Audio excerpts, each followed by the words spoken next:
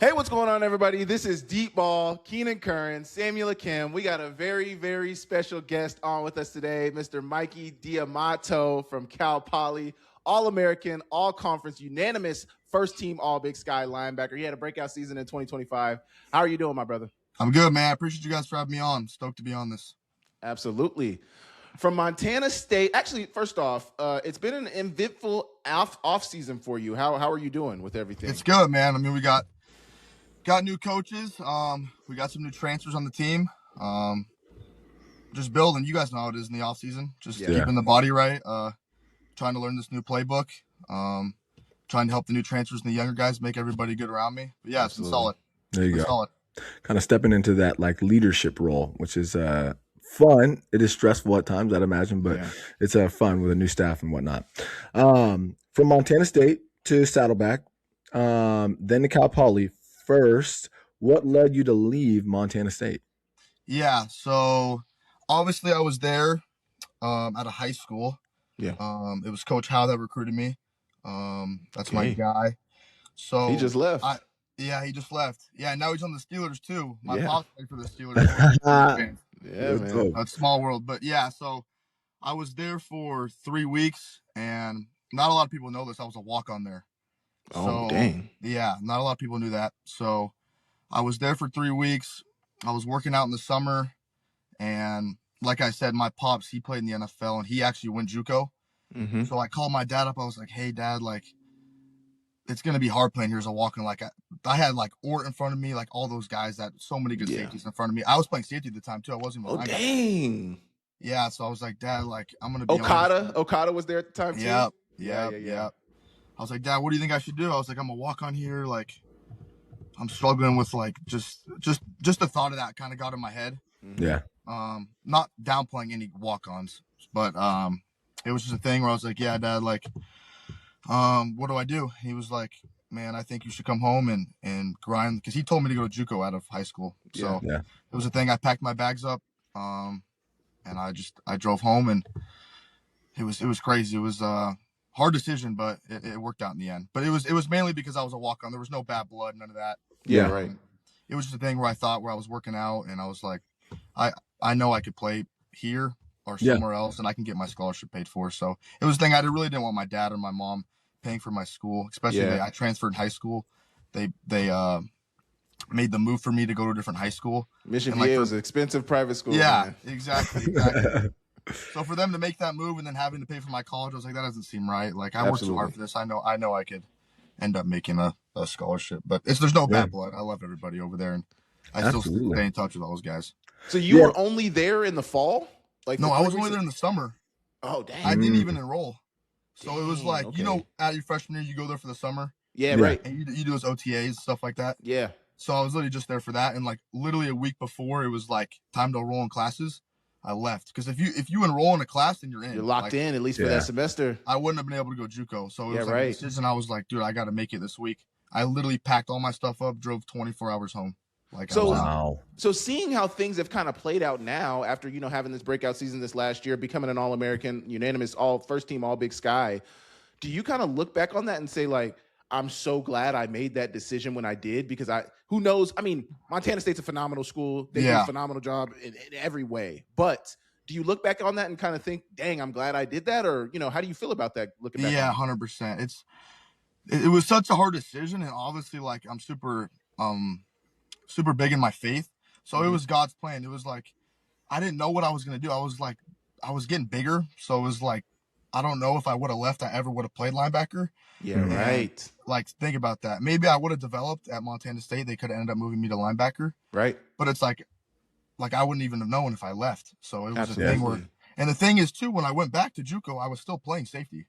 Okay. So just developing, like, and then my JUCO coach, obviously one of the Coach Williams, shout out to him. Like, he was like, dude, you're going to be a linebacker. Like, and him telling me that, and then going into my recruiting process, thinking that I'm a linebacker, like, just meeting him as a person literally changed my life.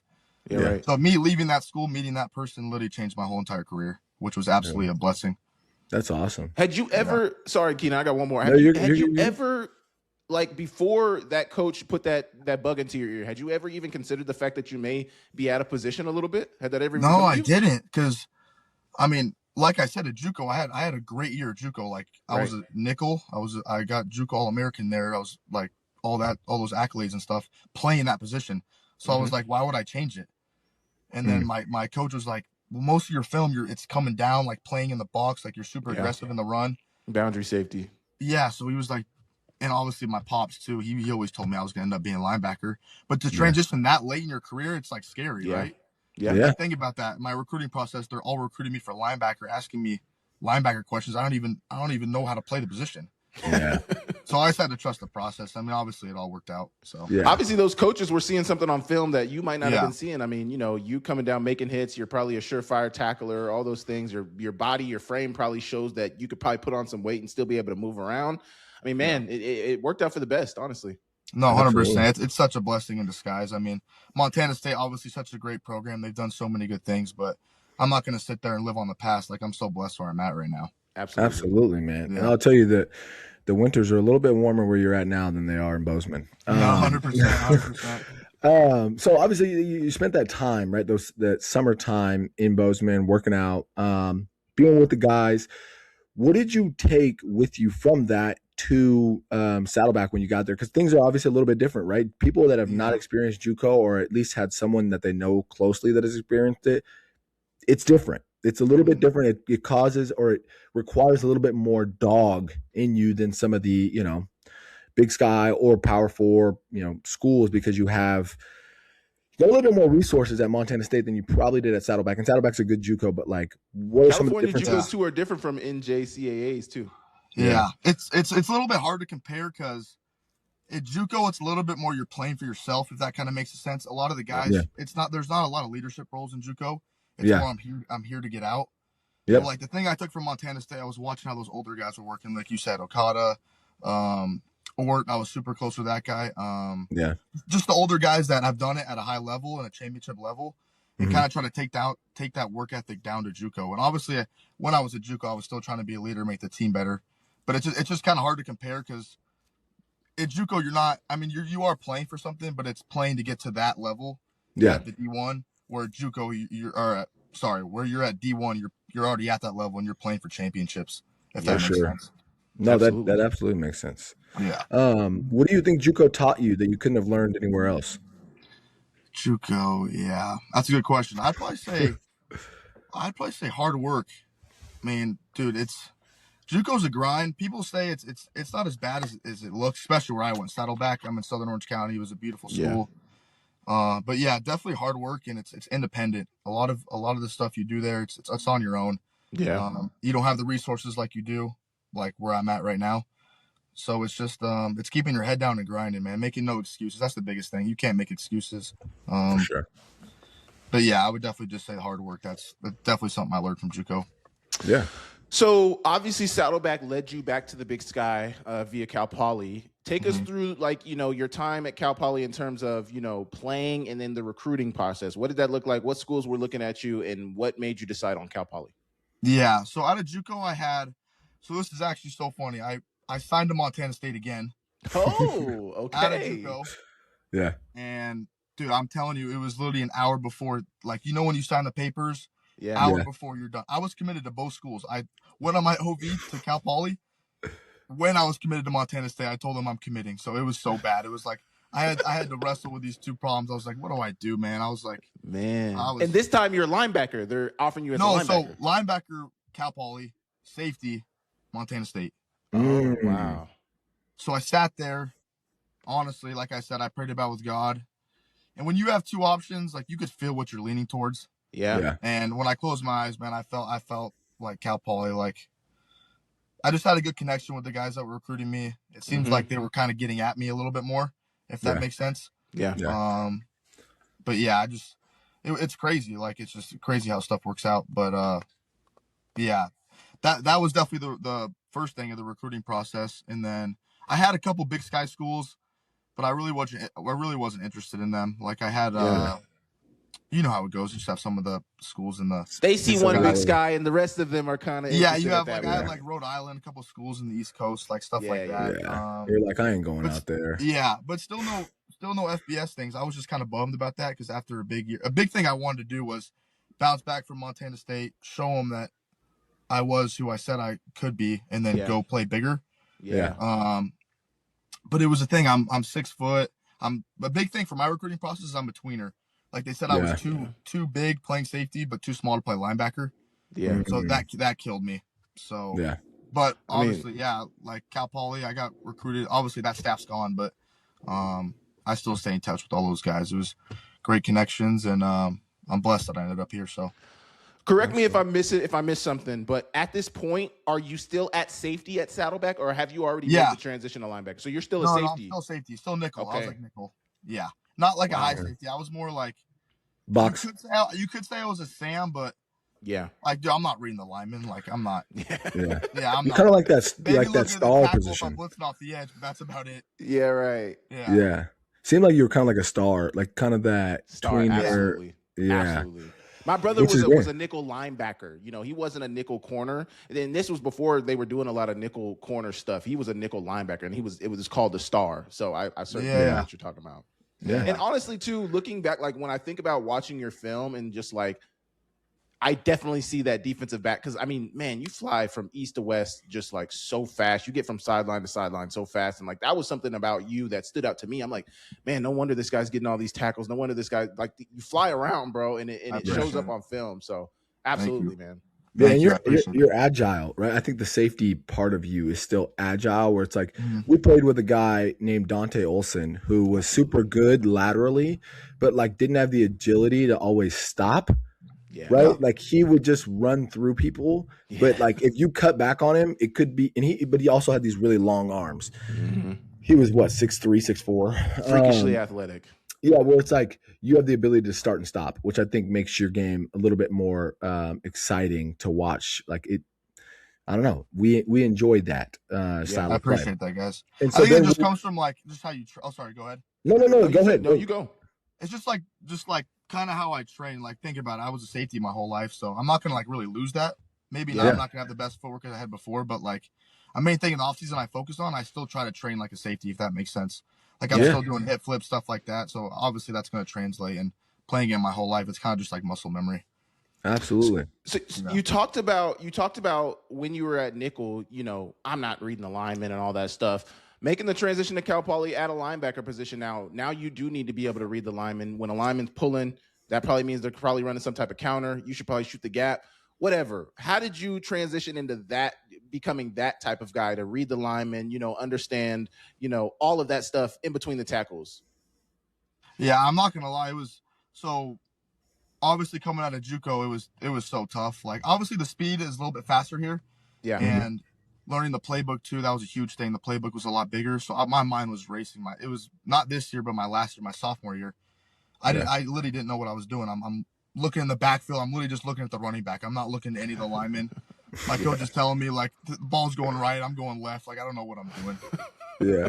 No, it definitely took some coaching. Like I thought, even my JUCO coach, he was saying like, dude, you're gonna have to practice this in the offseason. I was like, whatever. I'm gonna train like a safety. I'm gonna move better than all these linebackers. I'm gonna be making plays left and right, and that was not the case at all. Like, I literally had to sit there. It took me the whole season. Like, I rotated a little bit, but me rotating in that time, like over time, you know, when you see it, like you end up learning it. It's just it's like you see when it slows down. Yeah, and once it slows down, that's where you get it. So it's like I had to look at the guards to the back, right?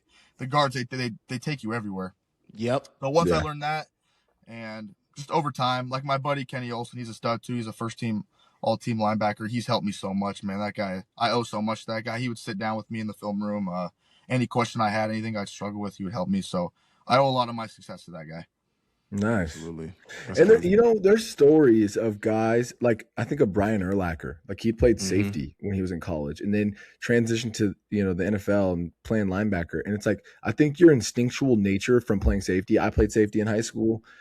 You have to be instinctual, right? And once you learn your keys up front, it probably helps you so much more than someone that is just like they've only played in the box and they're like, yeah, I don't know. Maybe they're slower to react.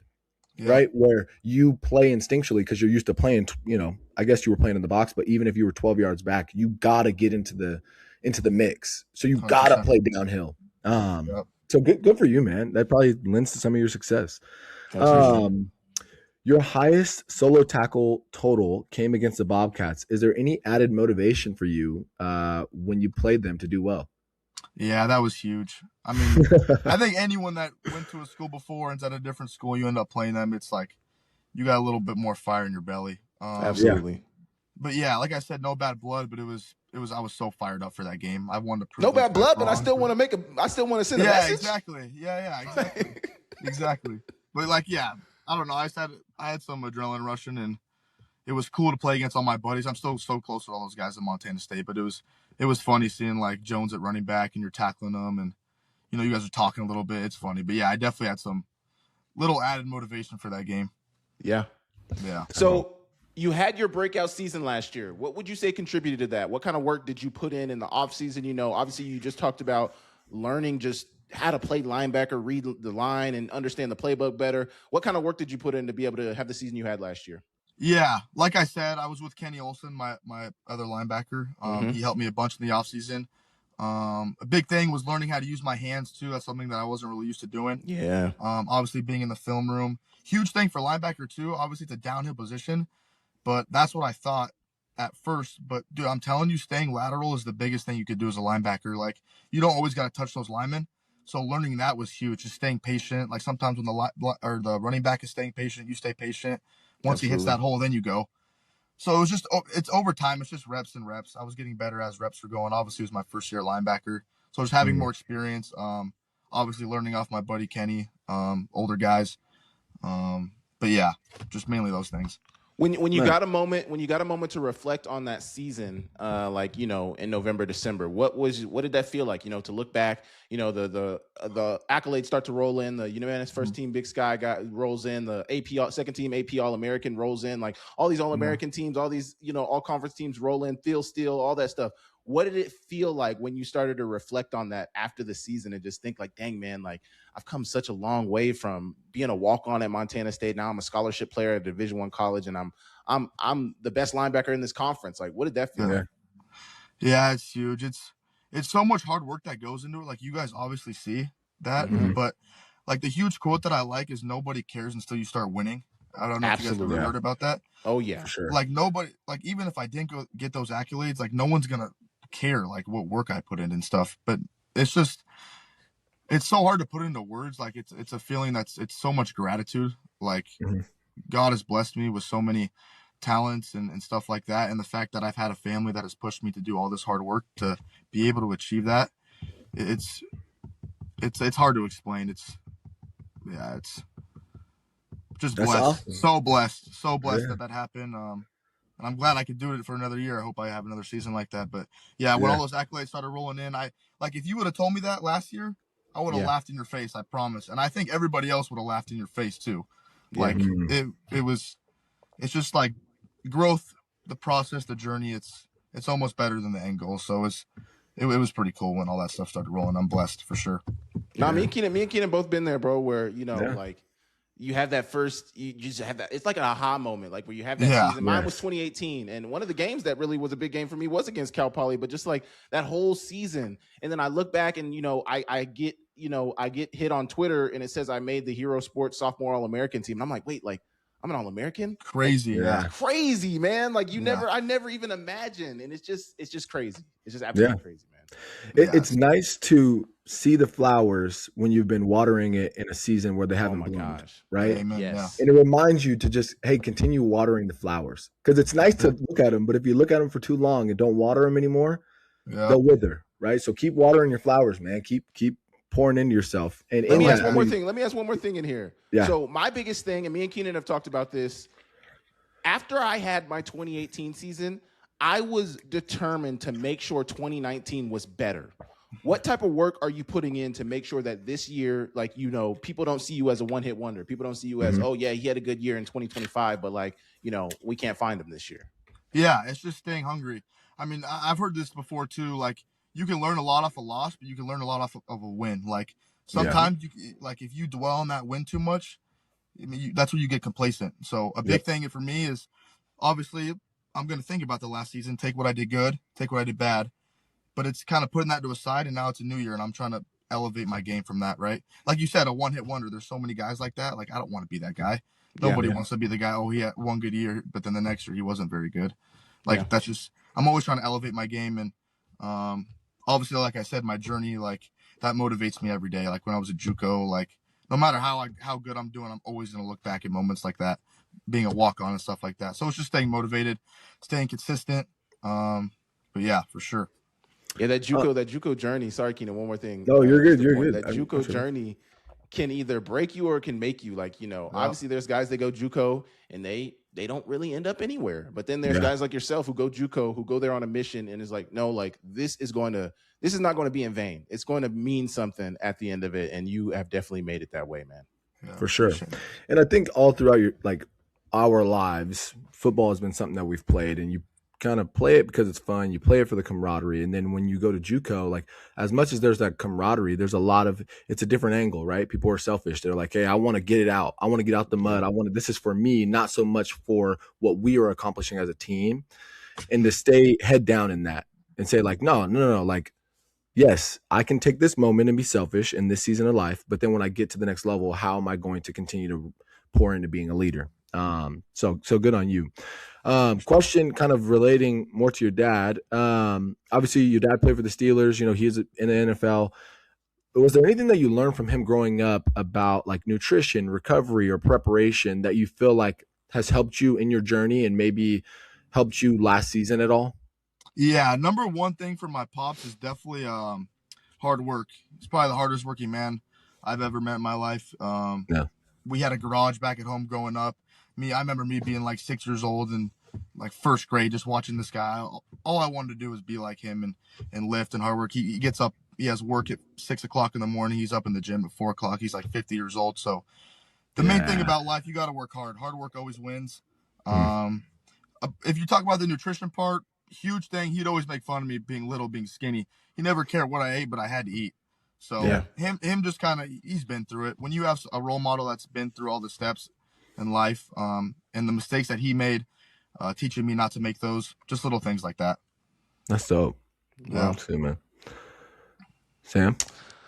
First part of my question is, I know we've kind of talked about the leap you took last year, but what if you could pick one piece of your game that took the biggest leap last year, what would you say that was?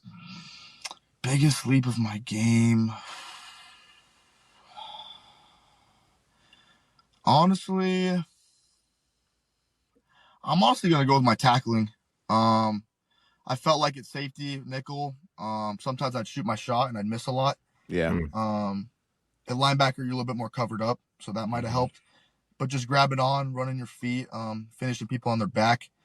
I definitely say I had my fair share amount of missed tackles, but like everybody does. But I felt like throughout the year I was a consistent tackler, and I think that part of my game definitely stepped up. Yeah. Was there anything you did in particular to improve on that, or was it just kind of more focus and just working on the little things in practice? Oh, sorry. Yeah. A big thing for me, I worked in the offseason a lot, was my grip strength. Okay. Nice. Like just grabbing onto jerseys, because sometimes you get missed tackles, but those guys are still there. You grab onto jerseys, grab onto pants. But definitely my grip strength, like I've noticed that helped me a lot too for tackling. Wow. Yeah. I like that. So, is there anybody that when you were making the transition, I guess I'll ask the two part. Was there anybody that you modeled your game after when you were a safety? And then as you transition, is there anybody that you look at and you're like, yo, I want to take parts of their game, whether that be NFL, college, past guys that have played that you're like, yo, okay, I can kind of play like this. I can see similarities in our game. Yeah. So when I was playing nickel, not really, because nickel's not really like I feel like a popular position I could really like relate my game to. That's not something I really look towards. But once I got to the linebacker position, that's probably the most popular position on defense. There's a lot of guys that have been successful with that. A funny one that I don't know if you guys know, Jack Lambert. If you ever heard of that guy, man, I've heard of the name. He's old school linebacker. He played for the Steelers. Okay, that's of course it's the Steelers. I just liked his mentality, man. He's freaking old school. He's mean, physical. And just because he was old school and physical, like a big part of his game was his mental aspect and being a leader.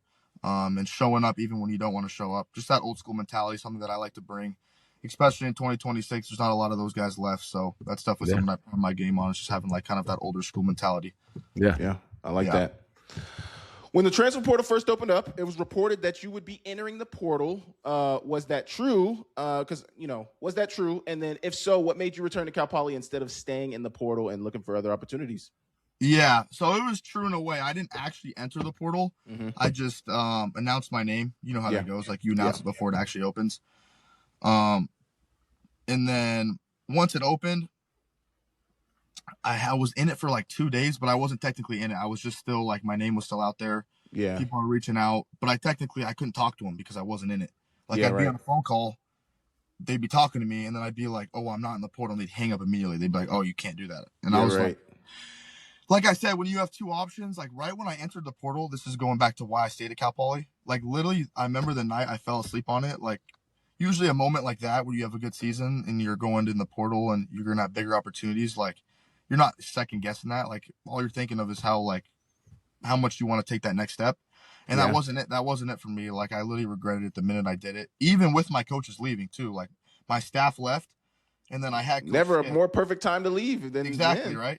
Yeah, exactly. And then you guys, I don't know if you guys know who Coach Skip is. He was coach at UCLA. Yep. And our head coach, and he like he didn't even know me as a man, and the way that he went about it was like he showed so much respect. He was like, "Yeah, go ahead, go in the portal. You always have a place back here. Like this is your home." Like the fact that he said that to me, like as a man, like I don't know how you couldn't turn down at least playing for the guy, right? Like he doesn't know me, and as a man, he's already treating me like this. Imagine once I get a connection with him and I start playing with him, like it goes beyond that.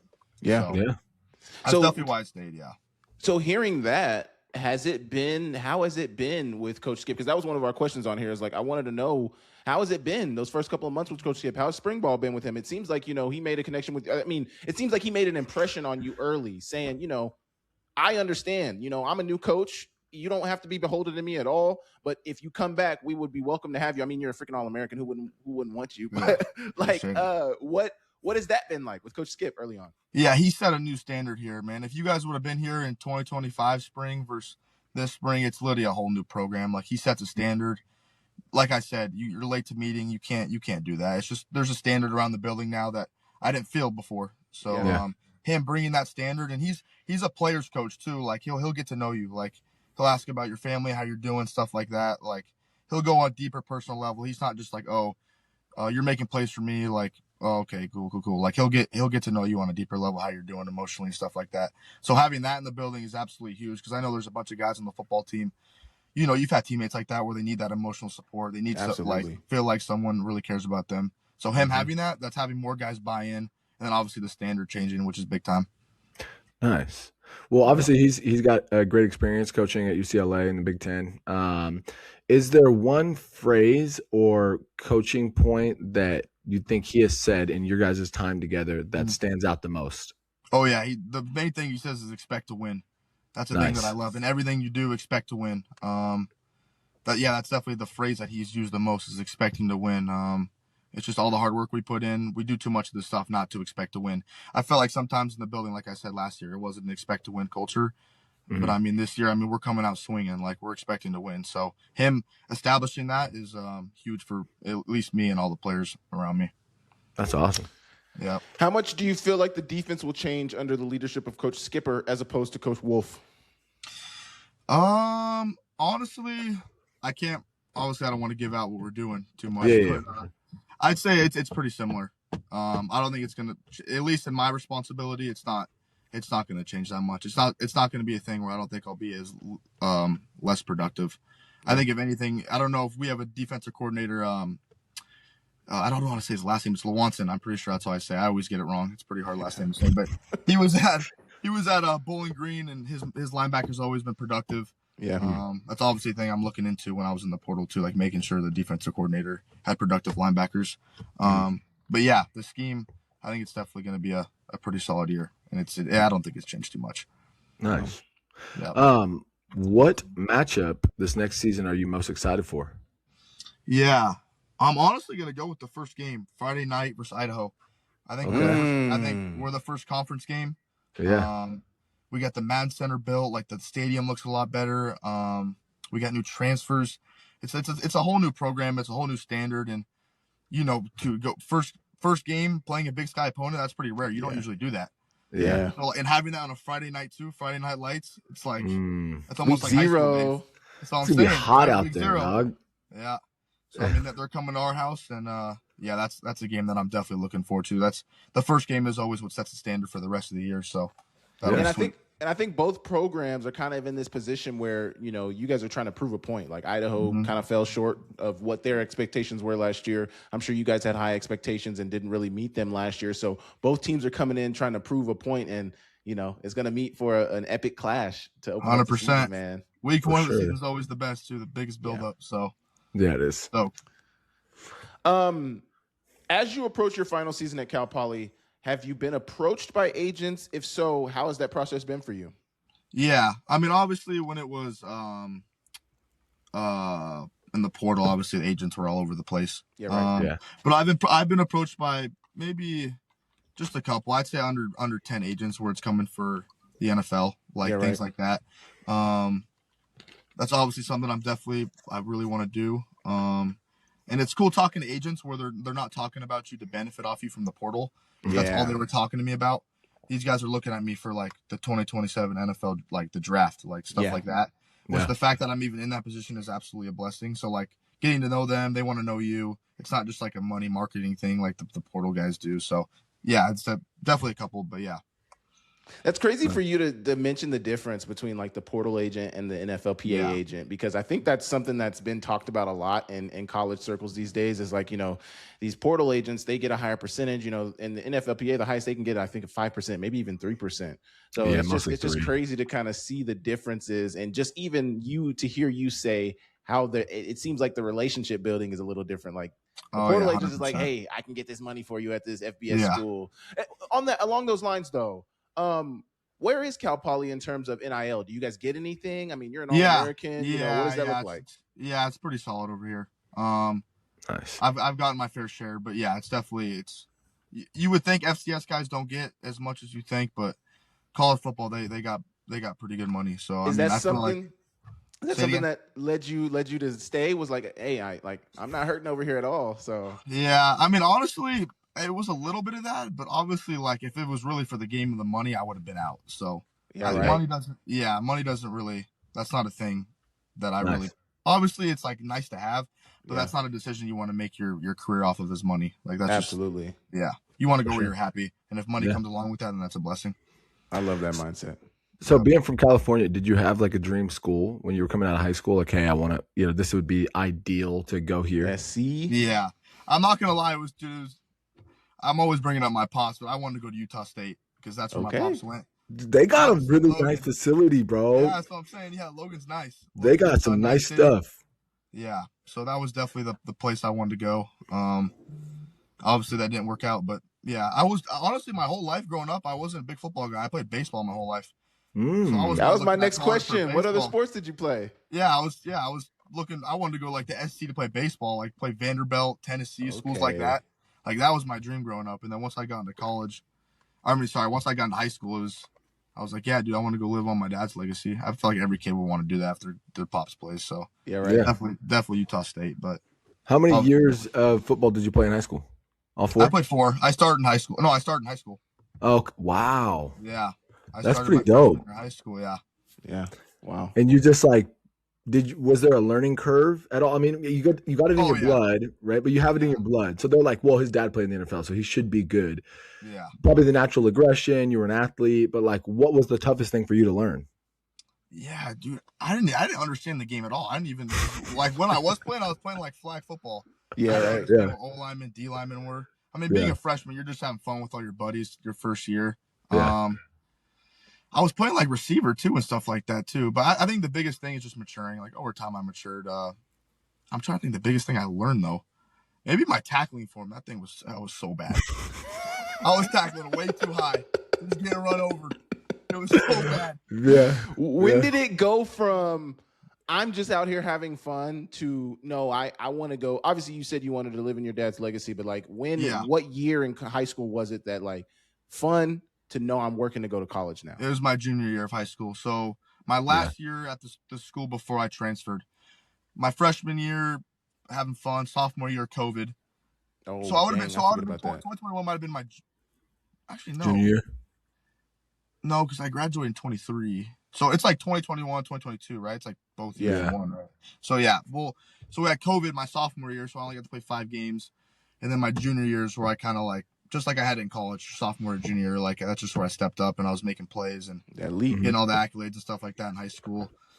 And then my pops was like, well, if you want to play at a higher level, you're gonna have to go somewhere where you're gonna get exposure, and that if that means having leaving the school that you were having fun with your friends on and off the field, you got to make that sacrifice. So it was like my junior year, the off season going into my senior year, where I was like, yeah, I'm gonna make this happen. Yeah. Yeah. Wow. Do you feel like Mission Viejo prepared you? Like, was there a stark difference between the way that they approached football versus your previous school? Yeah, that was the most I've ever, I think, developed in my life was my junior to senior year of high school football. Like it was the way Mission's run as a program. It's like it's literally college football. Like I remember having harder workouts in high school my senior year than college. Like I'm so serious. And you got a great coach like Coach Johnson. He's like a legend high school coach.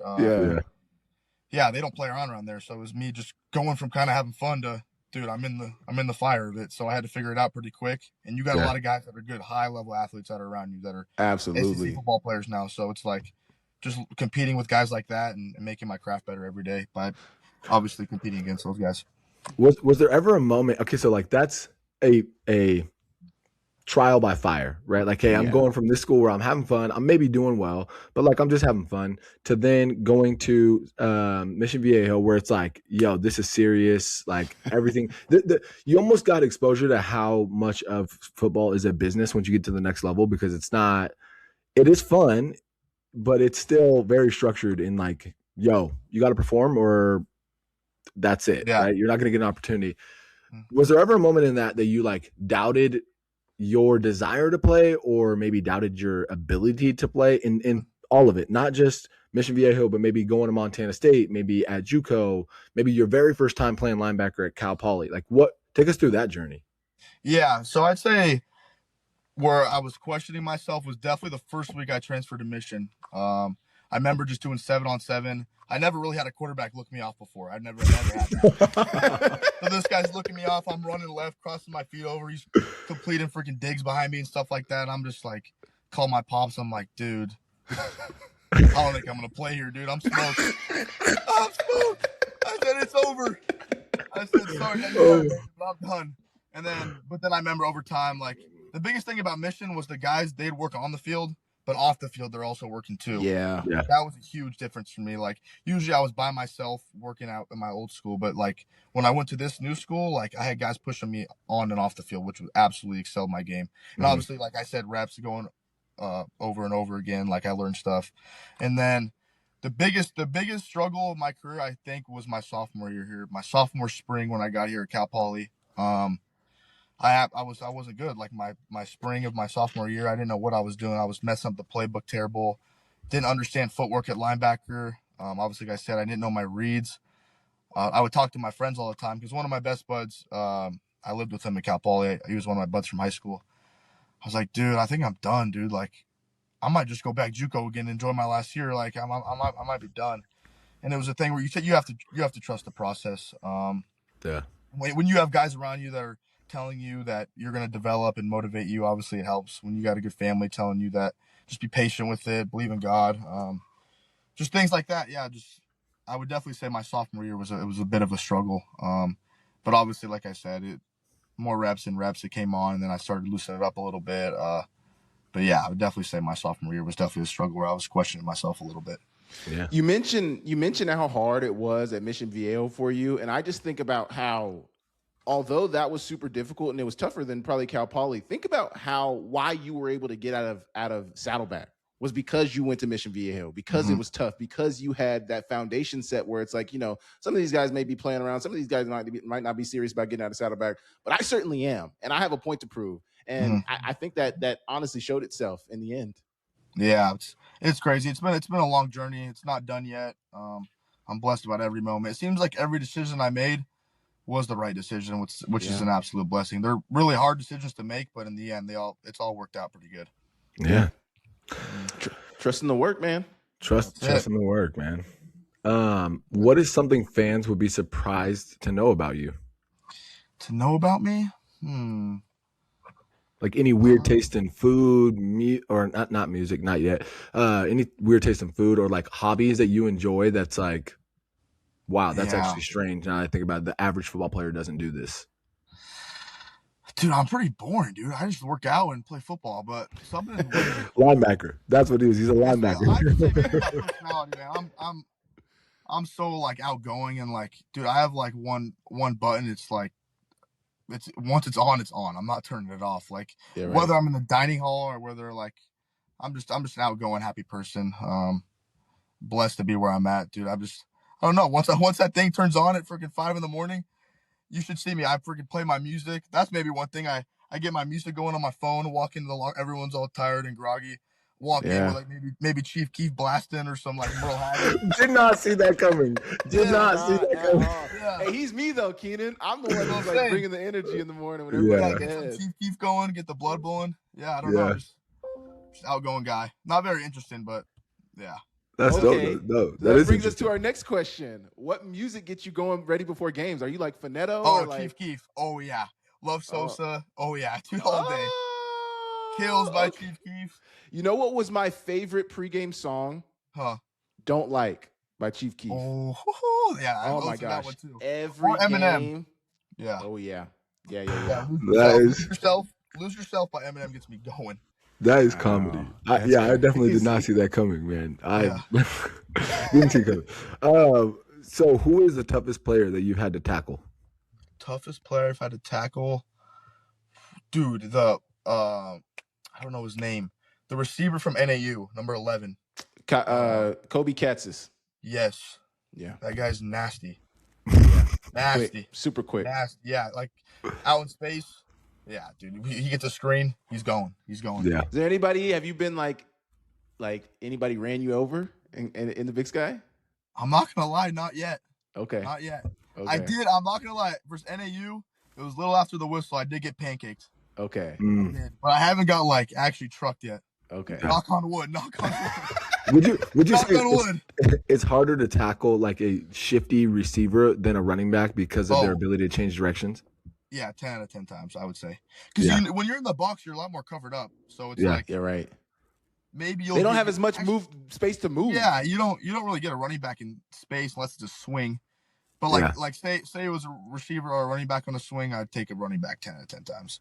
Yeah. Because I say those guys are fast, they're quick. Those guys can cut fast. Yeah, right. Especially when you're trying to come kill them and they cut inside. You know, your coach is yelling at you leverage, and you're just like, oh, dude. You know I'm filming the next day. It's going to be so bad, yeah. Yeah. You look up, he's 40 yards down the field. It's like, dude. Everybody dreads film the next day. Yeah, exactly. Absolutely. What are you going to miss most about college football when it's over? It's just the camaraderie with your buddies. Like, I've met my best friends here. Just like the little things, like living at your house with your buddies, the locker room talks, just stuff like that. Like, you honestly remember more stuff off the field than you do on the field. Absolutely. Like with your buddies, just like having dinner with the boys, especially the night before an away game. Those are always fun. Oh, yeah. You guys know how it is. Yeah. So moments like that. Yeah, for sure. Man, it is the best. I will say that. Like, that is the one thing that you miss is the identity with like your brothers in college football, right? Yeah. It's tough to replicate it in anything, in any, like even if you're coaching, it's just not the same. But, you know, grateful that God blessed us all with the opportunity to play. If you could go back to a young Mikey, right? You before you ever transferred, what would you tell, or before you transferred to Mission Viejo, what would you tell him about this journey? Yeah. I'd just be grateful. The one thing I would really say to him is I'm proud of him for being like a leader, not a follower. Yeah. That's a huge thing in college football is there's going to be stuff going on and off the field, but if you're a leader, you stick it through. Staying close with Christ, that's a huge thing. That's leveled up my game. I just keep working hard. Like you said, I mean, the process, just keep believing. Because even when I was a freshman, in high school. I'd always believed it. There wasn't a moment where I was like, nah, I can't do this. I always believed myself. So Yeah. I'd say to my younger self, keep believing, keep working hard. The journey's not done yet. So, yep. Love that. Love that, man.